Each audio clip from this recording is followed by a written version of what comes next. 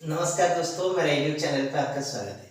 इस video lecture में मैं आपके पास एक क्वेश्चन लाया हूं और उस क्वेश्चन को पहले पढ़ते हैं और उसको डिस्कशन करें।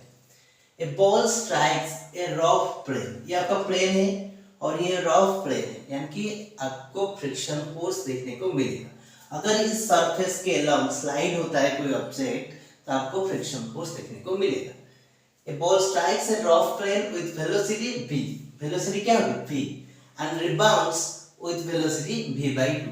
Velocity v के साथ यानी स्पीड v के साथ वो क्या किया है? उसके साथ स्ट्राइक किया और उसके बाद v by 2 के स्पीड के साथ वो उस पॉइंट से रिलीज हुआ, यानी उस पॉइंट से उस डायरेक्शन में रिफ्लेक्ट हुआ, ऐसे भी बोल सकते हैं। तो वो जो एंगल होगा थीटा वो सेम रहेगी।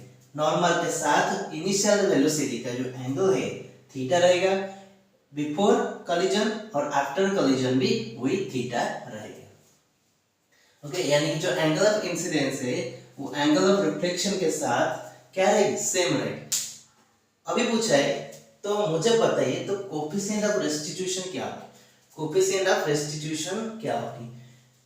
सॉरी, कोफिशिएंट ऑफ रेस्टिट्यूशन नहीं पूछा है, कोफिशिएंट ऑफ फ्रिक्शन। तो कोफिशिएंट ऑफ फ्रिक्शन क्या होगा?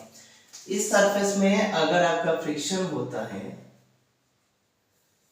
ओके, तो उसकी कोफिशिएंट ऑफ फ्रिक्शन कैलकुलेट करना है। तो कोफिशिएंट ऑफ रेस्टिट्यूशन भी हम कैलकुलेट कर सकते हैं। ओके, कहीं कॉलिजन हुआ है यहाँ पर तो क्वेश्चन में पूछा है कोफिशिएंट ऑफ फ्रिक्शन, तो उसको हम कैलकुलेट करते हैं। तो क्या होगा? तो पहले मैं मेरा एक्सिस चुन लेता हूँ क्योंकि मुझे आसान होगा। तो ये मेरा एक्स एक्सिस है और ये मेरा वाई एक्सिस है। ओके, तो अभी क्या होगा? इस जो कंपोनेंट है, देखिए ये जो वेलोसिटी है, अगर मैं उसको एक्सटेंड करूं तो ये क्या हो जाएगा? v, और ये क्या हो जाएगा? ये थीटा हो जाएगा आपका ऑल्टरनेटिव एंगल्स। ओके, तो इसका जो कंपोनेंट होगा ये क्या होगा? v cos थीटा, और इसका जो इस दिशा में जो कंपोनेंट होगा वो क्या होगा? v sin theta. ओके, तो मुझे क्या मिला? जो इनिशियल कंपोनेंट होगा, इनिशियल यानी ऐसे भी लिख सकता हूं before collision, just before collision. Okay, तो उसकी जो x कंपोनेंट मैं इस तरह का लिखता हूं इनिशियल, और इसकी x कंपोनेंट क्या होगा? v sin theta. ओके, और जो उसकी इनिशियल y कंपोनेंट होगा, इनिशियल y कंपोनेंट होगा वो क्या होगा? v cos theta. क्या होगा? v cos theta. ठीक है, माइनस, क्योंकि मैंने जिसको y एक्सिस लिया है उसके अपोजिट डायरेक्शन में साइन यहाँ पर मैटर करता है। ओके, तो ये हो गया इनिशियल।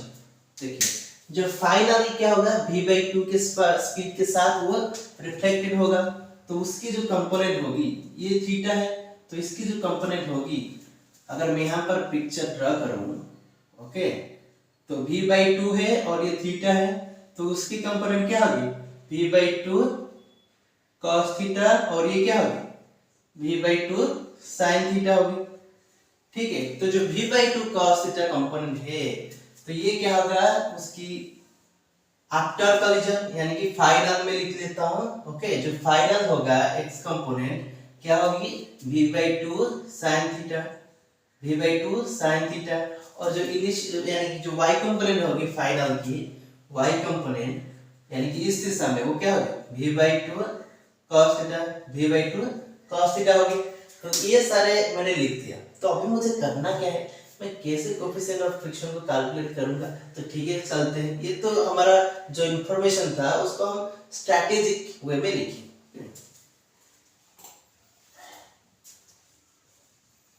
तो देखिए इस पॉइंट में जब उस पार्टिकल ओके कनेक्टेड रहेगा, कुछ देर के लिए वो कनेक्टेड रहेगा, क्योंकि कॉलिजन होगा तो कॉलिजन में उस वॉल और उस पार्टिकल की जो कॉलिजन होगी तो कुछ समय वो कनेक्टेड रहेगा।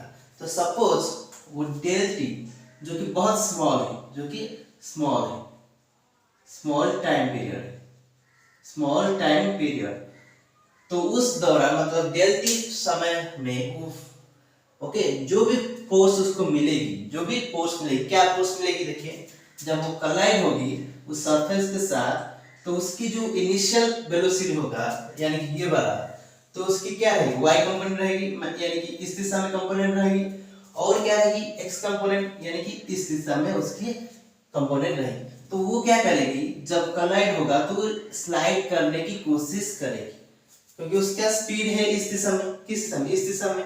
तो वो क्या करेगी, स्लाइड होने की कोशिश करेगी किस पॉइंट में, जब वो वॉल के साथ कनेक्टेड रहेगा। ओके, यानी कि अभी वॉल के साथ जुड़ा है, तो तभी उस पार्टिकल क्या करेगी, उस सरफेस के साथ कुछ रिलेटिव वेलोसिटी में कोलाइड करेगी। वो रिलेटिव वेलोसिटी क्या है, v sin थीटा, क्योंकि वॉल आपका फिक्स है। ओके, तो जो किस दिशा में, इस दिशा में, तो इस दिशा में v sin थीटा वेलोसिटी के साथ वो क्या करेगी, स्लाइड करेगी।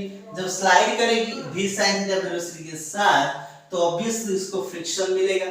तो फ्रिक्शन किस दिशा में मिलेगा, इस दिशा में, अपोजिट में, क्योंकि स्लाइड इस दिशा में करने की कोशिश कर रहा है परंतु स्लाइड नहीं हो रहा है, नहीं हो रहा है, उस पॉइंट में वो फिक्स है। ओके, तो फ्रिक्शन फोर्स इस दिशा में मिलेगा, किस दिशा में मिलेगा, इस दिशा में। ये जो फ्रिक्शन फोर्स मिलेगा वो काइनेटिक फ्रिक्शन नहीं है, स्टैटिक फ्रिक्शन, क्योंकि उसका रिलेटिव मोशन है परंतु वो मूव नहीं कर रहा है। ओके, कोशिश कर रहा है परंतु वो मूव नहीं कर रहा है, क्योंकि जिस पॉइंट में वो कोलाइड कर रहा है बाद में उस पॉइंट से वो रिफ्लेक्ट हो रहा है, यानी कि उसकी स्लाइड नहीं हुआ है। तो जस्ट स्लाइड होने की जो लिमिटिंग कंडीशन पे वो है। तो तभी परंतु किस दिशा में हो, किस दिशा में स्लाइड करने की कोशिश कर रहा है ना, इस दिशा में। तो ऑब्वियसली जो फ्रिक्शन मिलेगा, स्टैटिक फ्रिक्शन, उसको इस दिशा में मिलेगा, किस दिशा में, इस दिशा में। और जो स्टैटिक फ्रिक्शन होगा, ओके, सपोज कि डेल्टी टाइम तक मिलेगा, फिर उसके बाद तो वो उस सरफेस से रिलीज हो जाएगा, सरफेस से बाहर चला जाएगा। तो सपोज ये आपका स्टैटिक फोर्स की एवरेज वैल्यू, उस डेल्टी इंटरवल के लिए ये जो फ्रिक्शन होगा उस फ्रिक्शन का एवरेज वैल्यू रहेगा। ओके, तो अभी मैं क्या करूं, अगर ये एवरेज वैल्यू है v एवरेज, तो अभी मैं क्या करूं, डेफिनेशन के हिसाब से ये आपका सिर्फ ये एक ही फोर्स जो कि हॉरिजॉन्टल डायरेक्शन में मिल रहा है। तो क्या, तो एवरेज जो फोर्स होगा ये उसकी मैग्नीट्यूड कितने टाइम तक, डेल्टी टाइम तक। ओके, तो ये जो होता है ये होता है क्या, ये क्वांटिटी क्या होता है, चेंज इन मोमेंटम। किसका मोमेंटम, जो पार्टिकल को फोर्स एक्सपीरियंस हो रहा है, तो वो जो हमारा जो पार्टिकल है उसको फोर्स एक्सपीरियंस हो रहा है, तो उसकी एक्स दिशा में यानी कि इस दिशा में चेंज इन मोमेंटम। ओके, ये जो फोर्स है वो किस दिशा में, इस दिशा में, तो माइनस देता हूं क्योंकि ये मैग्नीट्यूड है। ओके, चेंज इन मोमेंटम क्या होगा, फाइनल एक्स कंपोनेंट कितना है और इनिशियल कितना था, इनिशियल एक्स कंपोनेंट इतना है, तो m v/2 sin theta minus m v sin theta, ये होगा कंपोनेंट आपका। तो अगर मैं उसको सब्ट्रैक्ट करूं तो मुझे क्या मिलेगा, m v sin theta half minus 1 क्या हो जाएगा, माइनस हाफ। ओके, तो मुझे क्या मिला, F friction force average value, okay, del T equal to ये क्या हो जाएगा, mv sin theta by 2। Okay, mv sin theta by 2 ये हो गया इस दिशा में। तो हम देखने चाहेंगे, हम अभी देखोगे कि इस दिशा में क्या होता है। देखिए, जब वो कोलाइड करेगा यानी स्ट्राइक करेगा इस पॉइंट में, सपोज स्ट्राइक कर रहा है, तो उस दौरान यानी डेल्टी टाइम के दौरान उसको नॉर्मल फोर्स मिलेगा सरफेस की वजह से।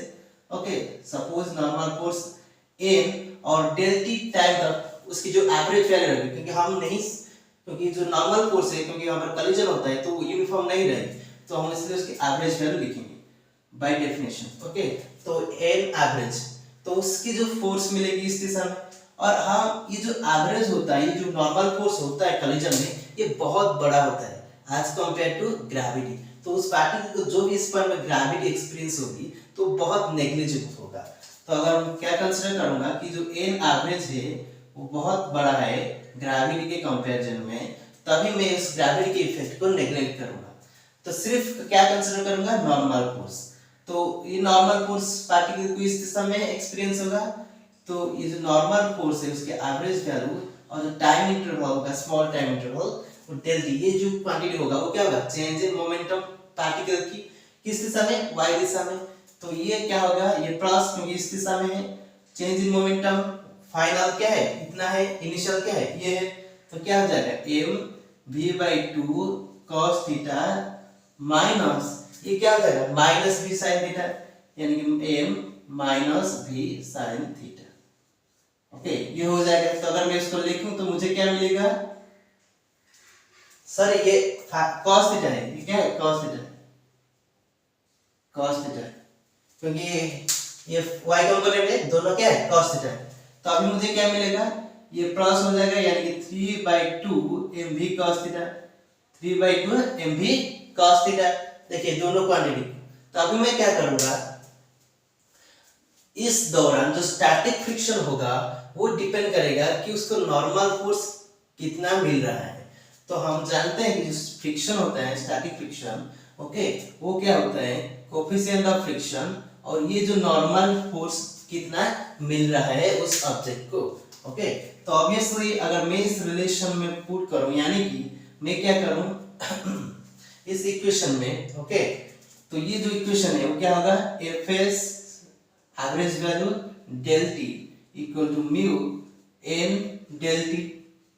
ठीक है, ये जो इक्वेशन होगा दोनों साइड में, तो मैं उसकी वैल्यू मुझे मिल गए हैं तो मैं यहाँ पर पुट कर देता हूँ। तो मैं अगर इसको पुट करूंगा तो मुझे क्या मिलेगी, मुझे मिलेगी mv sin theta by 2, okay, equal to 3/2 mv cos theta into kinetic यानी कि static friction, okay, coefficient of static friction.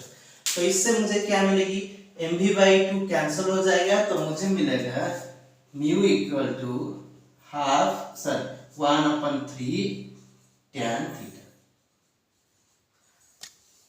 Okay, तो ये होता है इस क्वेश्चन का सॉल्यूशन, आपको मिल गया। Thank you for watching this video.